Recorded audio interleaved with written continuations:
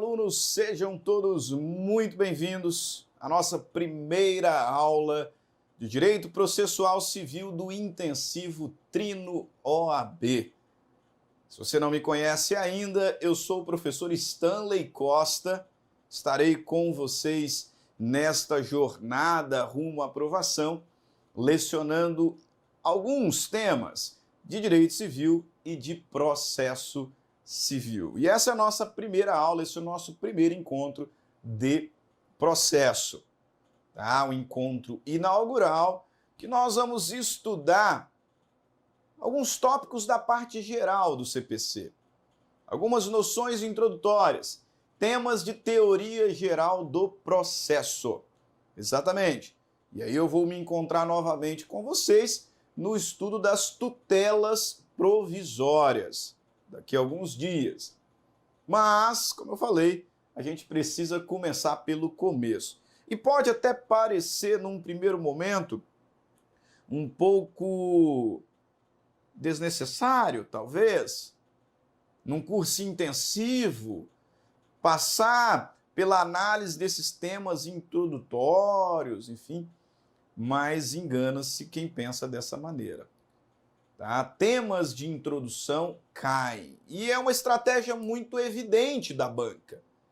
Por quê? Se esse é um tema de introdução, significa que você estudou lá no segundo, terceiro semestre. Quanto tempo faz, né?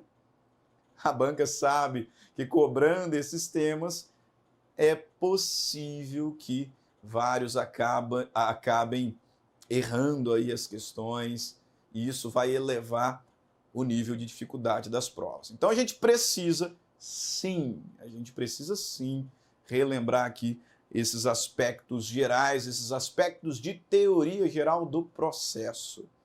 Exatamente. E para tanto eu começo identificando com vocês aqueles que são chamados pela doutrina de institutos fundamentais do processo. Alguns falam em 3 institutos, outros falam em 4. Como eu não estou aqui para discutir doutrina, quem está certo, quem está errado, vamos pecar pelo excesso. 4 institutos fundamentais: jurisdição, ação, exceção e processo. Jurisdição, ação, exceção e processo. Esses 4 institutos, eles formam a relação triangular, chamada relação processual triangular. Por quê? Porque a jurisdição, ela é exercida pelo juiz, enquanto representante do Estado investido. O direito de ação, ele é exercido como regra pelo autor. Enquanto a exceção aqui, a expressão utilizada como defesa, né, é exercida pelo réu. É óbvio que aqui a gente pode ter uma inversão, né, quando acontecer do réu reconvir. Então ele vai exercer o direito de ação, o autor vai exercer a exceção. Mas como regra, o juiz exerce a jurisdição como representante do Estado investido, o autor exerce o direito de ação e o réu exerce a exceção. Mas esses sujeitos, eles estão soltos, né? E algo precisa vinculá-los. E é exatamente nesse ponto que entra em cena o 4º instituto fundamental, que é o processo. O processo que é um instrumento. O processo que é o instrumento da jurisdição. É o instrumento pelo qual o juiz exerce a jurisdição, o autor exerce a ação, o réu exerce a exceção. Portanto, é o que vai vincular os sujeitos da relação processual nessa relação triangular, nesse vínculo triangular. É evidente que existem outros sujeitos, né? Evidente. Mas esses aqui são os 3 principais, por isso que a gente fala em relação processual triangular. A jurisdição é o poder-dever do Estado de dizer e impor o direito. Eu não vou perder muito tempo com a jurisdição, porque a nossa aula ela é uma aula mais objetiva. Você encontra aí um material mais completo na nossa apostila não deixe de ler a nossa apostila. Lá eu explico o que é jurisdição. Jurisdição é o poder, dever do Estado de dizer e impor o direito. Né? A jurisdição ela é, como regra, inerte, tem que ser provocada, ela é inafastável. O Estado ele precisa responder quando for provocado, ainda que não haja lei, ainda que a lei seja obscura, que exista ali lacunas, situações em que o Estado se valerá dos meios integrativos previstos na LINDB, analogia, costume, princípios gerais do direito, enfim. Tá? Isso tudo está lá na sua apostila, confira. Vamos falar do direito de ação, porque o nosso tempo ele não é tão longo assim, não é tão extenso assim. O direito de ação é um direito subjetivo público. Direito de ação é um direito subjetivo e público de receber do Estado uma resposta de mérito. De mérito. A ação, eu dizia, é o direito subjetivo público de receber do Estado uma resposta de mérito. Cuidado para não confundir ação com petição. Né? Direito de petição é o direito de pedir. E o direito de petição, ele é incondicionado. O direito de ação, não. Porque não é todo mundo que, provocando a atividade jurisdicional, receberá uma resposta de mérito. Para receber essa resposta de mérito, é mister preencher alguns requisitos indispensáveis. Por isso, afirma-se, à luz da teoria eclética de Lieberman, que é adotada ainda hoje pelo CPC, afirma-se que o direito de ação é um direito condicionado. Porque para receber a resposta de mérito, as condições da ação deverão estar presentes. Se as condições da ação não estiverem presentes, o magistrado não vai analisar o mérito. O magistrado não vai apreciar o mérito.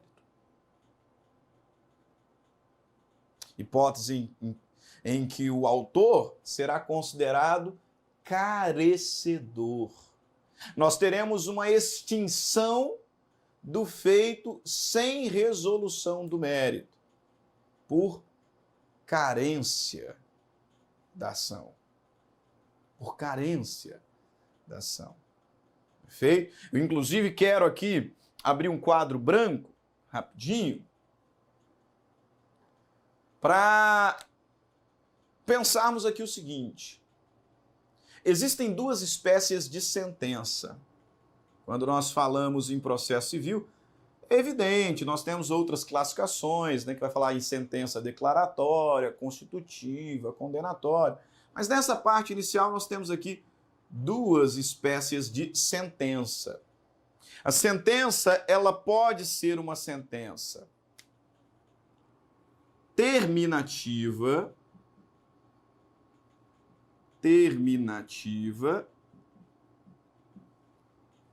ou uma sentença definitiva.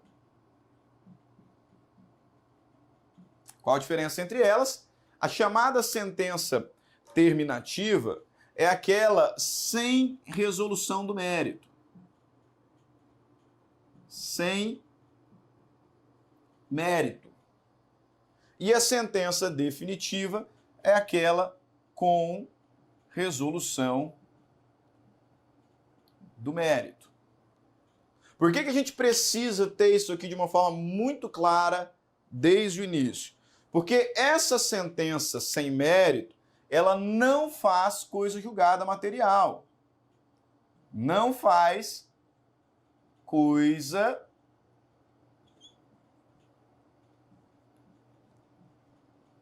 julgada, material, tá? Você coloca completinho aí no seu material. Já a sentença definitiva, ela faz. A sentença definitiva, a sentença com resolução do mérito, faz coisa julgada material. E que diferença isso faz?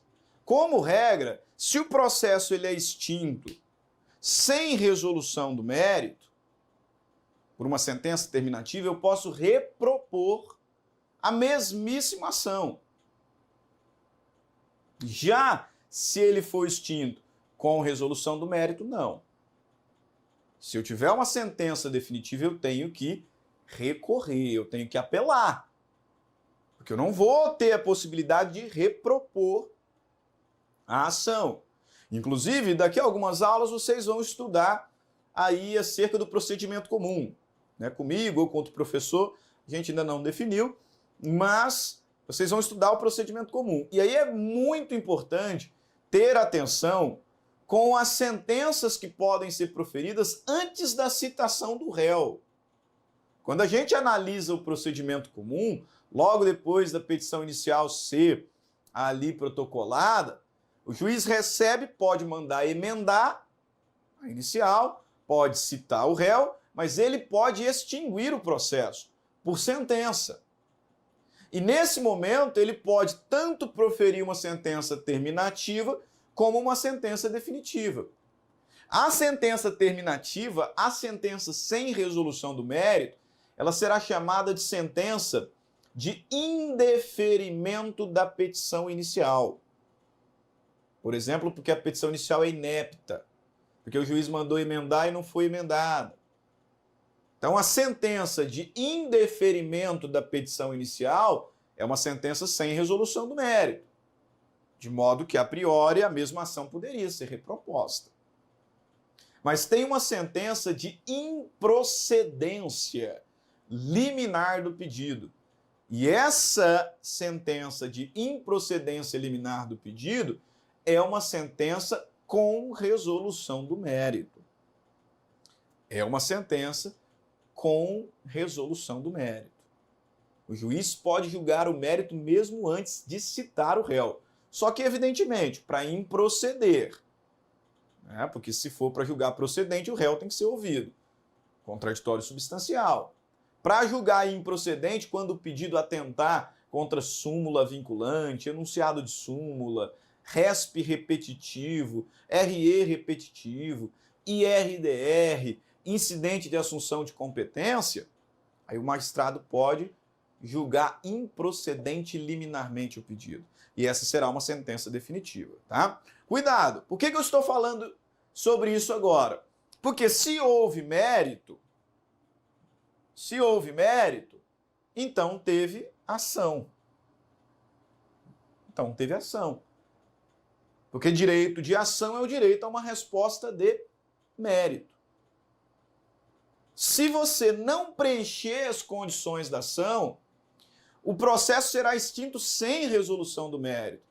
O legislador ele vai dizer o julgador vai dizer para você que você não tem direito de ação. Ok? Beleza, professor. Então, dito isso, quais são as condições da ação? Quais são as condições da ação? Deixa eu apagar aqui meu quadro, né, minha TV. Quais são as condições da ação? Nós temos duas condições da ação. Muito cuidado, hein? Para quem começou a estudar antes do CPC 15, cuidado. Para quem teve TGP antes do CPC 15, porque antes nós falávamos em 3 condições da ação. Mas o próprio Lieberman já havia revisto, né, essa tese e decidido que dessas três condições da ação, na verdade, não era. E aí o CPC 15 ele já veio aqui ajustado, já veio aqui adequado. Embora a expressão condição da ação não exista mais, nós temos ali 2 presentes. Quais sejam? Legitimidade e interesse. Legitimidade e interesse. Artigo 17 do Código de Processo Civil Para postular em juízo, é necessário ter interesse e legitimidade. Condições da ação. Se você não tem, extinção sem mérito, não é? Vamos confirmar? Artigo 485, inciso 6. O juiz não resolverá o mérito quando verificar a ausência de legitimidade ou de interesse processual. Atenção, porque a gente não fala mais em possibilidade jurídica do pedido, que era a terceira no CPC antigo. Possibilidade jurídica do pedido. Não tem mais. Não tem mais. Agora a gente trabalha com duas: legitimidade e interesse. Vamos começar aqui pelo interesse, que ele é mais simples. Interesse de agir é a demonstração de que o provimento jurisdicional ele é útil e necessário. Para eu demonstrar para o juiz que eu tenho interesse, eu preciso evidenciar que o provimento jurisdicional me é necessário. Eu estou aqui envolvido num conflito e não tenho outra saída, senão provocar atividade jurisdicional, que poderá me trazer um resultado útil. Isso eu tenho que fazer ainda por um meio adequado. Por isso que quando a gente fala em interesse, três palavrinhas nos vêm à mente: necessidade, utilidade e adequação. Perfeito? Então eu não tenho interesse de agir, por exemplo, quando eu ajuizo uma cobrança de uma dívida ainda não vencida. Por quê? Porque ainda não é necessário o provimento jurisdicional. A dívida não venceu. Eu não tenho interesse no ajuizamento de uma ação de uso capião antes do lapso prescricional. Eu não tenho ainda prescrição aquisitiva. Então não tenho interesse numa ação de uso capião. Eu não tenho interesse no ajuizamento de uma ação de cobrança de dívida de jogo, porque a dívida de jogo ela é uma obrigação natural, ela não tem exigibilidade. Então não há interesse.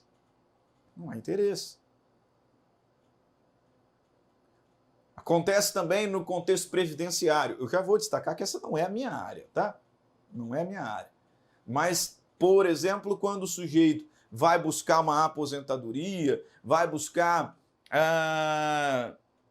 um auxílio-doença, enfim, e ele ajuiza a ação judicial sem ter recebido o não administrativo, o não do INSS.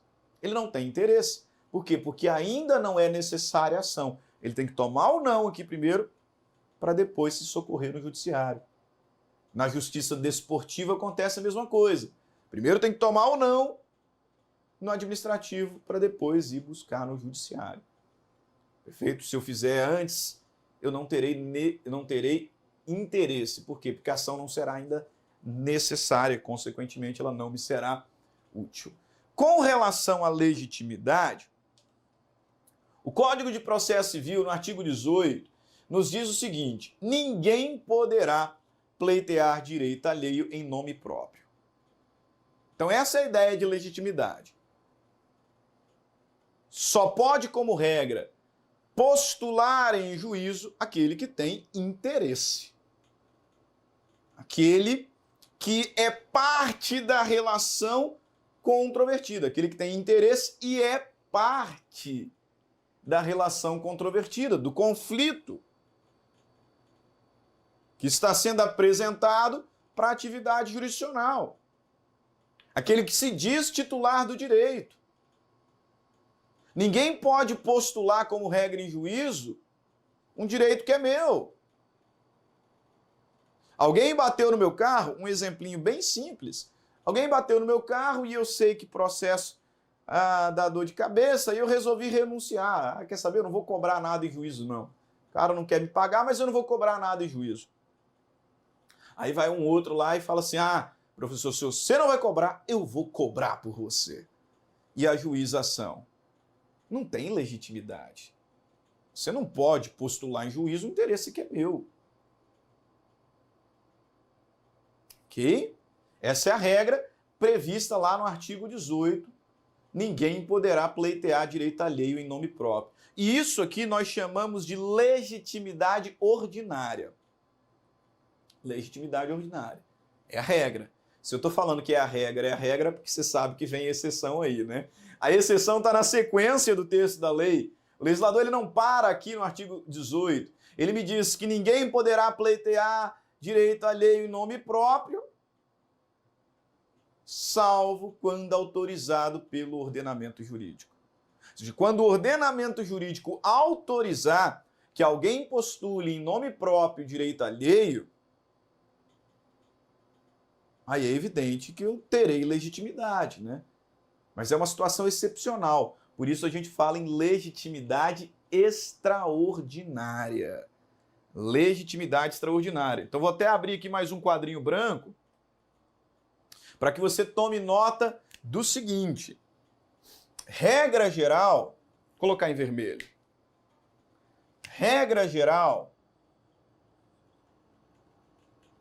a legitimidade, ela é ordinária. A legitimidade exigida, né?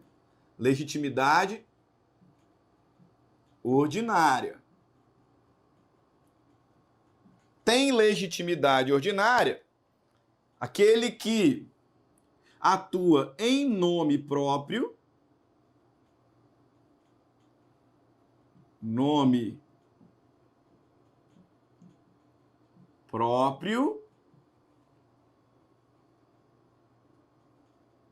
e por direito próprio.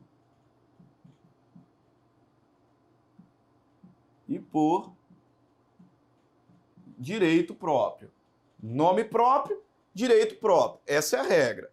Excepcionalmente,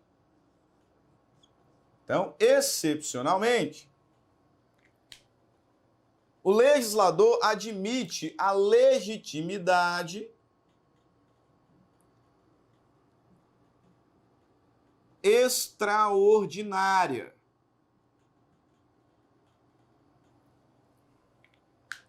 Legitimidade extraordinária. Situação em que alguém vai atuar em nome próprio só que por direito alheio.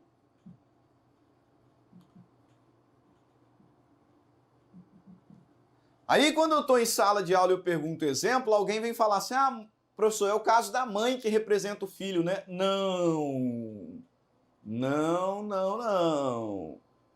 Na representação, eu vou até aqui abrir uma linhazinha, né? Na representação,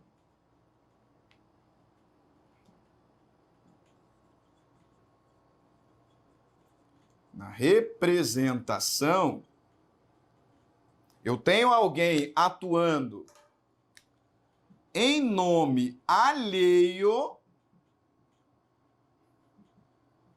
e por direito alheio. Professor, como assim? Na ação de cobrança, que é ajuizada pela criança de 5 anos contra o pai, quem é o autor da ação? É a mãe ou é o filho? É a mãe. É a mãe. Corta isso. É o filho. Esse é o erro que alguns cometem. A mãe, ela está ali só representando. O autor da ação é o filho. É o filho. A mãe, ela está lá como representante. Então, ela está lá em nome alheio, porque ela não está em nome próprio, não é ela a autora da ação. Ela está em nome alheio e por direito alheio. Por quê? Porque o filho é incapaz. Então, representação não se confunde com legitimidade extraordinária. Porque na legitimidade extraordinária, o sujeito está ali em nome próprio. Ele é o autor. mas ele está postulando direito alheio. Isso aqui é o que acontece, por exemplo, no caso de um condomínio. Não estou falando de condomínio edilício, não, tá? Um condomínio, uma copropriedade. Eu tenho uma casa com os meus 3 irmãos. Somos 4 condôminos. E tem alguém ali que invadiu, está dizendo que é o justo proprietário, enfim, e eu vou ajuizar uma ação reivindicatória. Os meus irmãos não precisam vir juntos. Eu ajuizo sozinho. E eu vou postular ali em nome próprio o meu direito, legitimidade ordinária, mas eu vou postular o deles também. Porque o legislador me permite. E aí eu terei legitimidade extraordinária, porque eu vou estar em nome próprio postulando direito alheio. É o que acontece também na atuação, muitas vezes, do Ministério Público, que atua em nome próprio em proteção do direito da criança ali. Então, por direito alheio. No direito do trabalho, há quem fale também sobre a atuação do sindicato em alguns dissídios coletivos, em que o sindicato atua no processo em nome próprio, mas por direito alheio. Isso é legitimidade extraordinária. Cuidado, porque essa legitimidade extraordinária, ela é chamada também de substituição. Muito cuidado com esse nome aqui, ó. Tá? Substituição processual. Substituição processual e legitimidade extraordinária é a mesma coisa. Tá? Eu já vi a apostila da concorrência, não vou falar qual, evidente, mas eu já vi a apostila de concorrência dizendo que substituição processual é a mesma coisa de sucessão processual. Não é. Vocês vão aprender sucessão processual em momento oportuno. É a troca de parte. Por exemplo, o pai morreu e o filho entra no lugar. Aí é sucessão processual causa mortes. Substituição é alguém atuar em nome próprio por direito alheio. É legitimidade extraordinária. Deixa eu apagar tudo aqui para a gente voltar. Ok? Então, cuidado com essas expressõezinhas. Ok? Ainda sobre a legitimidade extraordinária, né, para a gente concluir o primeiro bloco, veja bem, artigo 18 todinho, ninguém poderá pleitear direito alheio em nome próprio, salvo quando autorizado pelo ordenamento jurídico. E aí o parágrafo único, veja bem, havendo substituição processual. O que é isso? Legitimidade extraordinária. A lei autoriza que alguém em nome próprio postule direito alheio. Havendo substituição processual, o substituído poderá intervir como assistente. E não é simples, é assistente litisconsorcial. A intervenção de terceiros vocês vão ver na próxima aula. Aí o professor vai fazer a distinção entre assistente simples e litisconsorcial. Perfeito? Vamos fazer o seguinte, vamos parar o nosso primeiro bloco por aqui. Nós conversamos sobre as condições da ação. Quando voltarmos, falaremos sobre elementos da ação e também sobre competência. Tá? São os 2 últimos tópicos desse estudo de teoria geral do processo. Fiquem todos com Deus, vá lá, tome a sua água, estique o corpo e volte para darmos sequência aos nossos estudos. Perfeito? Grande abraço, até mais. Tchau, tchau.